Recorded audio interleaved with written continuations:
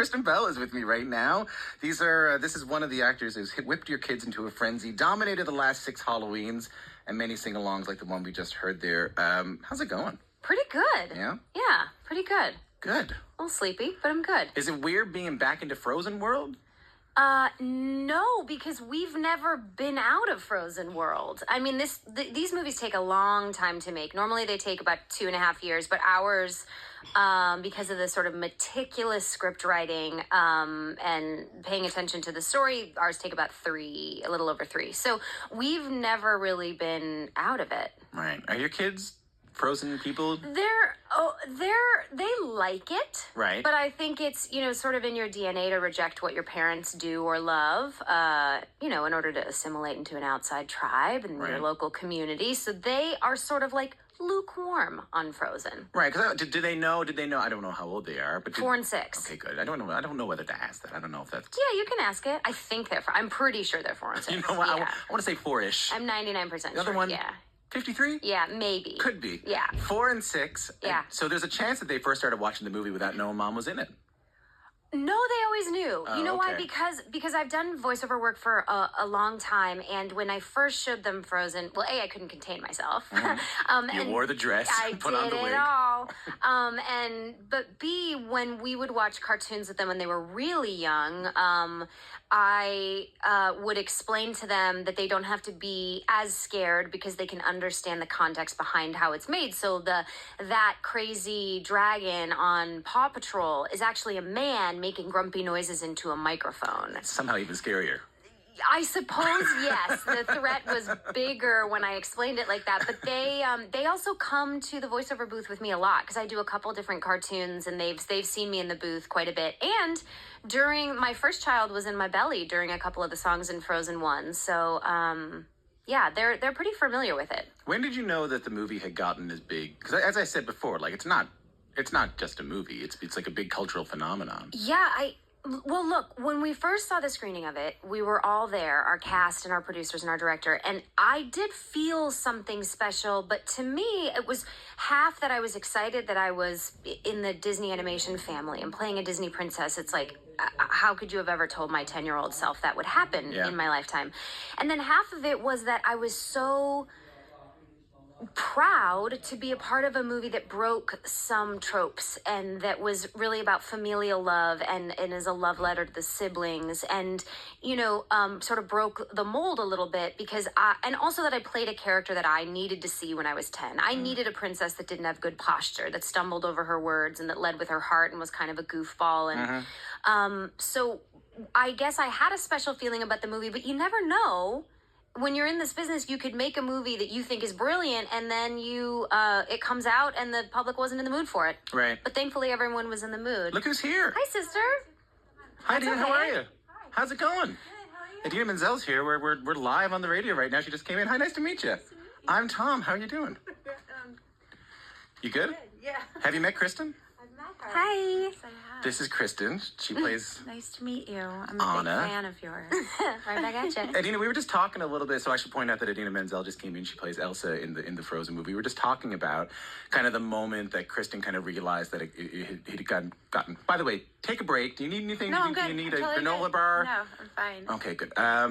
I don't think we have any granola bars, so I think that was an empty So promise. nice in here. Thank you so much. I'd like to do a gig in here one day. It's a beautiful looking radio studio. It really for is. some reason. Yeah. When did you realize that this movie had gotten so big? Gosh, it's a weird question for me because I remember I was doing a Broadway show. So I was doing 8 shows a week. I was just trying to get through that. And then someone mentioned that the song Let It Go was getting a lot of attention and getting played on the radio, and it was so incremental to me.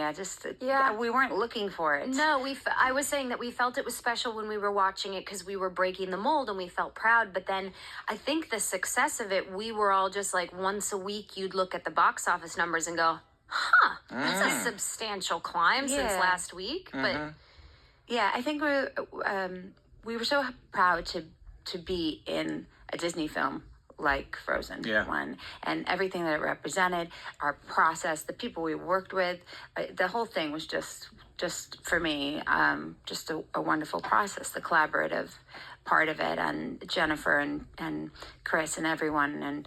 And so then it was sort of just like the cherry on top, because we would, when you enjoy a process fully and don't worry about the result, it's usually much more fulfilling in that way. Now this time you have all this pressure on you, and you're starting to, and I find myself starting to think more about the stuff that people want us to think about, and I'm trying to resist that and just really stay. You feeling a little bit more of that pressure, Kristen? I don't. You know why?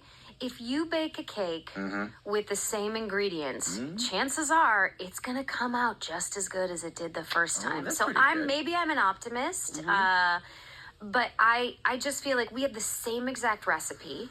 And the integrity by the creators to really wait for the right time. It didn't feel like they were doing it to make a buck and just come out with a sequel and be commercial and like materialistic about it. Direct-to-video. No, they really wanted it kind to of thing. appeal to them. What should this be about? And they waited on that. They were patient. And in fact, they got a lot of pressure from outside sources being like, you should make a second one. You need to make a second one. And they were like, we're not ready. We don't know what it is. And Jen Lee, who wrote the movie and co-directed it, she journaled as the characters for months before she found the story. She would sit down as a writer. Part of her process is she would journal as Elsa. What's Elsa doing today? What's on her mind? Did you know that? I did not know that. It's phenomenal. What's Anna doing today? What's on her mind? To try to figure out a story that had value and substance, that wasn't just episode 2, Right. Oh my God, that's a wild way of doing it. A lot of integrity behind it. So I want to take a little break. But I'm not going to stop the show, but we asked some other people to ask you some questions. So, okay. Idina, can you put those headphones on just for a second? We asked some kids who are, children of people who work in the building to ask you guys some questions. How do you feel about that? Oh, great. I guess they'll all be directed towards Elsa, so I'll just sit this one out.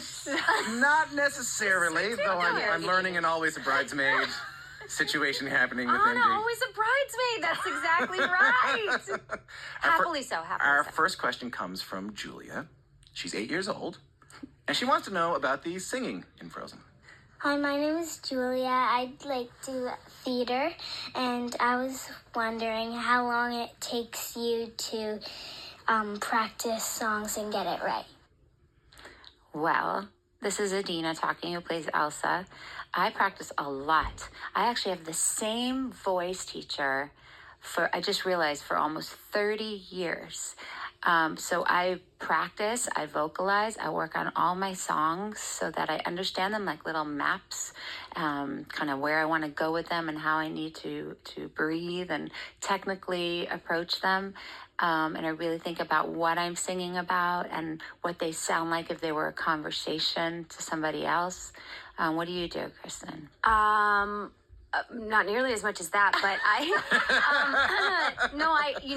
have a nap. Julia, I studied music in college, and so it's been a minute, and I have relied on looking towards people like Idina and my voice teacher in Los Angeles to give me that kind of advice, to say, remember, stick with it. You're not humming to the radio. This is a job that you have, and this is a performance that you need to practice for. So it's really the practicing, and Idina just gave some great tips. You can think about the song in so many different ways. As a conversation, as an athletic event, where do your breaths come? And you write that down on the paper, and then you just drill it so that your body knows it by muscle memory. Preparation. Yeah. We have another question. This one for Anna. Yay. Hot dang. This is Flora. She's 3 years old. Hi, Anna. I'm Flora, and what's your favorite song?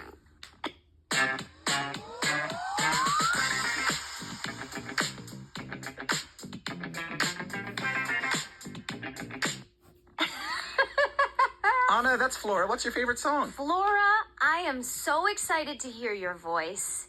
You sound like such a nice girl.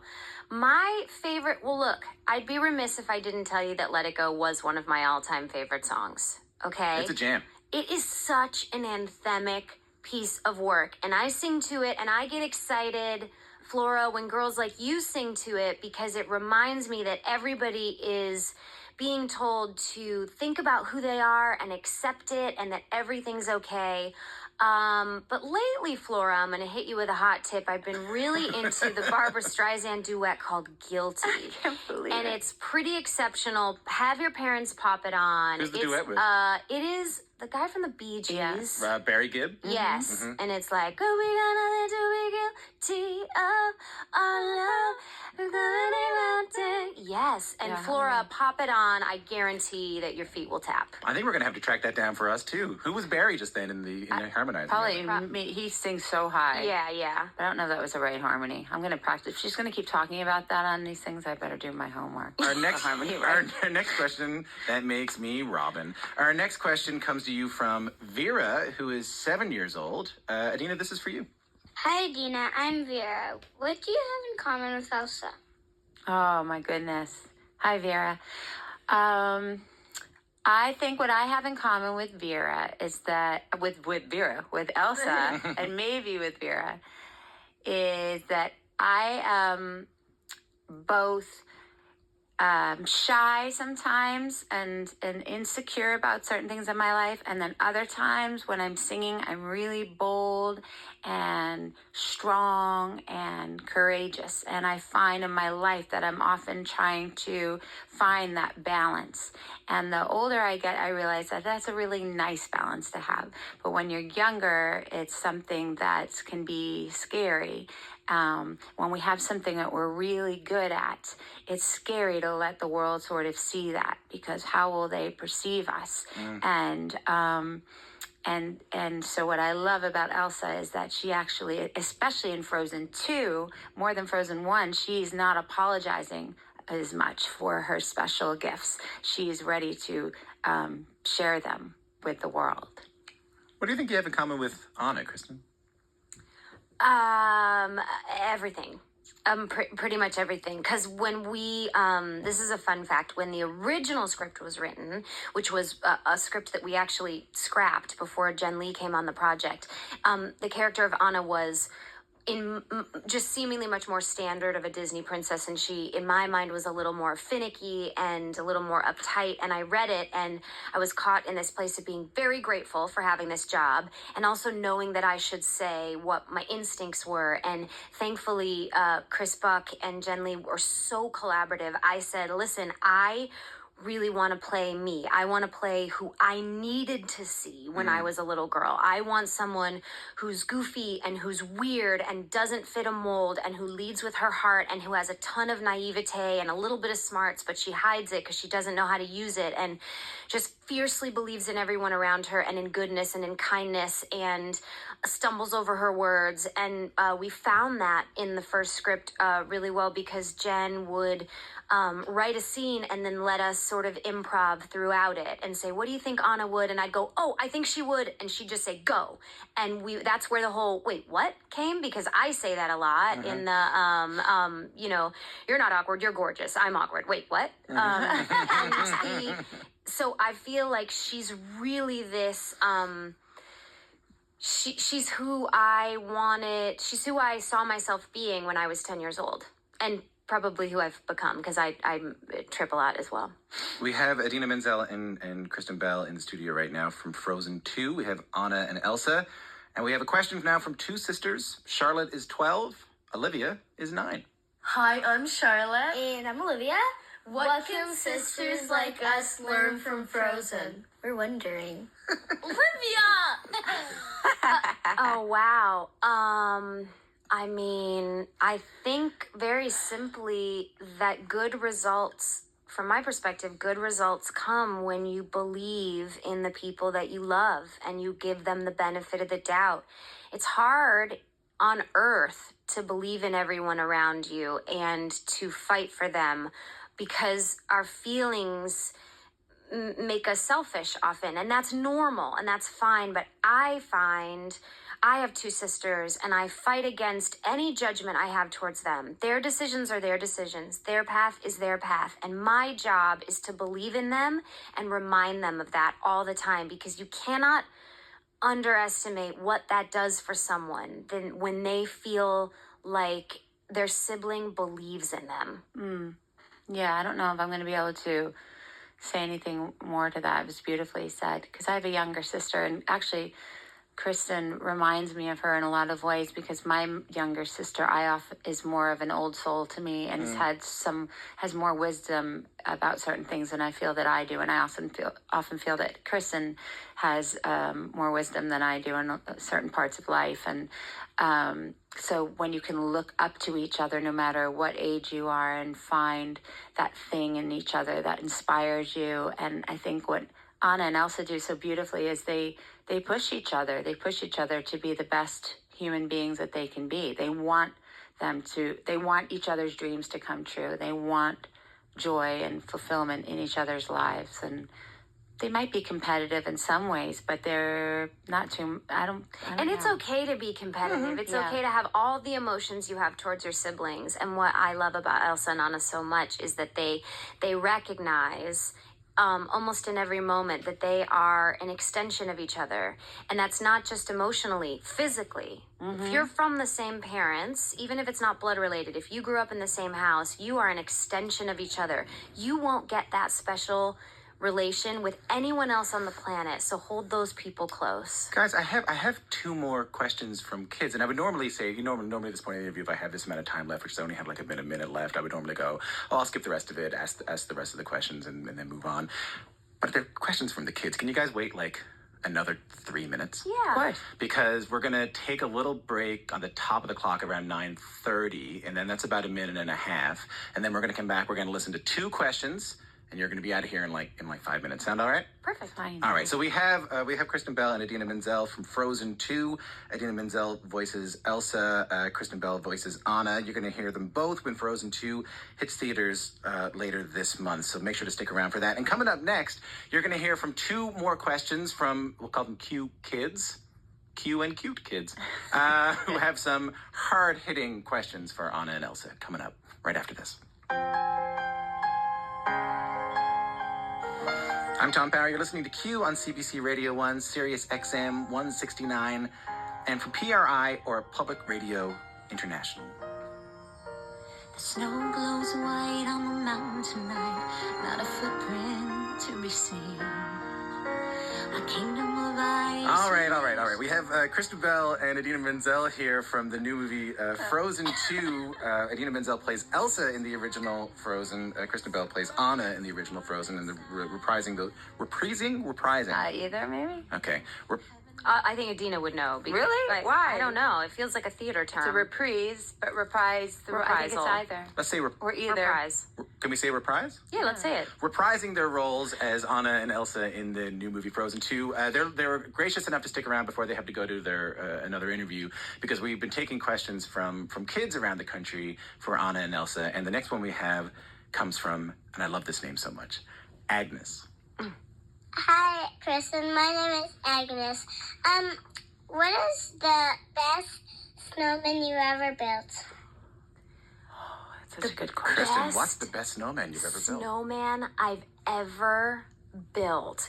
You know, I grew up Agnes in Michigan, right on the border of Detroit and Windsor. So it was very cold there. And I will say, I don't know the specific snowman, but what I do remember is that I would go in and inside and take some of my mother's clothing outside. And so I would make sure that my snowman had like real cool 80s dangly earrings and perhaps a pair of her heels that eventually got ruined in the snow, or a hat.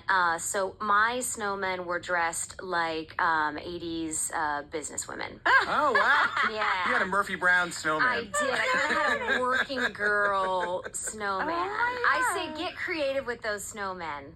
So, Or snow women. snow folks. Snow folks. Snow folks. Time for the last question. This is from Esme, who is 6. Hi, my name is Esme.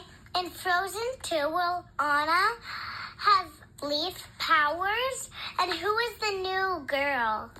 Will Anna have leaf powers, and who is the new girl? Referencing the trailer that is out for powers? Frozen 2. Well, okay. Here's what I'll tell you about Anna's powers. Everyone says, is Anna going to get powers in Frozen 2? And my answer is always, Anna has always had powers. Anna's power is her unending belief in other people, because love is actually the biggest superpower you can have. And Anna has that just coming out of her ears. So that'll be her power in the second one too. Idina, who's the new girl? The new girl is Mom.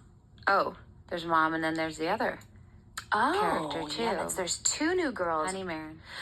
Yeah, there's two girls. Well, so Evan Rachel Wood plays our mother in a flashback that you'll meet and see us as little girls. Queen which I love. Idina. Idina, She yeah. plays. And then Honey Marin is one of the indigenous women from this area, right? Yep, from the tribe called the North Aldra, Yes. who we meet on our adventure, played by a wonderful actress named Rachel. And yeah, she sort of helps us on our quest. Well, boys, if you couldn't tell from the clips that we got, everyone is so excited about Frozen 2. And we're so excited you stuck around and got to answer these questions for folks.